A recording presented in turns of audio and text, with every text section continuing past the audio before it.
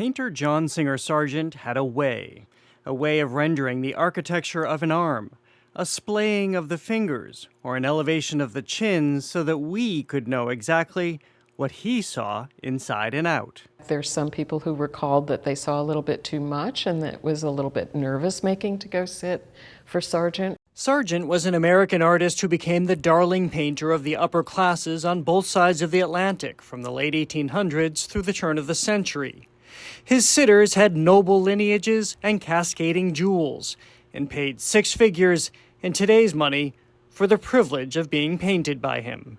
He decided how they were going to pose, what they would wear in many cases, and the backdrop and setting.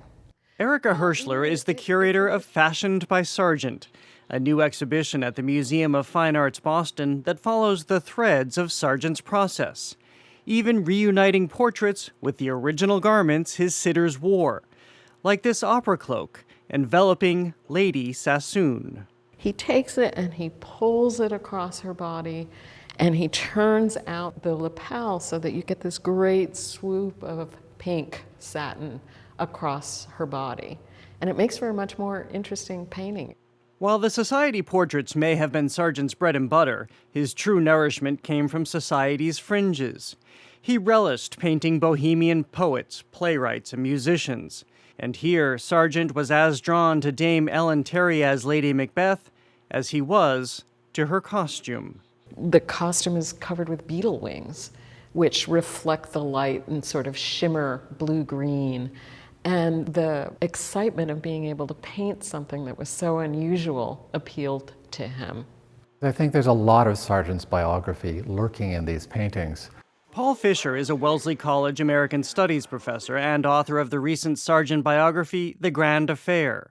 Far from the Gilded Age drawing rooms, he says the painter was also drawn to the transgressors and had the daring to paint them.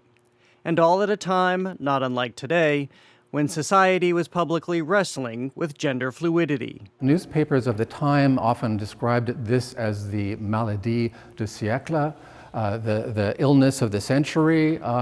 Women were out and about. Men were seen as more complicated, maybe more effete. So there was a lot of anxiety, and Sargent capitalizes on that. He did it boldly in this portrait of a well-known Parisian, the gynecologist Dr. Posy. For its startling intimacy, the painting was never shown publicly in Paris in Sargent's lifetime. He's wearing a blood-red robe, and he's got cuffs and collar that are highly pleated and somewhat feminine. So Sargent is really sporting with gender here. Dr. Posy was a famous womanizer, but he had lots of queer friends in the circles in Paris, and Sargent was kind of gripped by this man's charisma, and you can see it in the portrait. How intentional do you think he was in being provocative? He has warring instincts. On the one hand, he's a very sort of shy, quiet, retiring man who loves his work. On the other hand, the provocation is part of his making a career for himself. But provocation doesn't even begin to describe what Sargent did in 1884, when this portrait of the American-born Madame Pierre Gautreau was exhibited at the prestigious Paris Salon. She did not commission Sargent. Rather, he chased her. Everybody in Paris wanted to make an image of Madame Gautreau. One other American artist described her as black as spades and white as milk, and she sort of glided across the floor. But when the portrait was unveiled with Gautreau's revealing gown, one strap originally painted slipping down her shoulder, and her skin so white it looked lavender, society revolted. One of Sargent's friends wrote that it was surrounded by shoals of jibing women. And also in the press, they say that it looks like her dress is about to fall down. They say that she looks like a corpse. She's so pale. Gautreau was mortified and Sargent was singed. He later repainted the strap and found the experience bruising enough to leave Paris for London. Sargent, when he sold it to the Metropolitan Museum in 1915, said, "I think it's one of the best things I have ever done."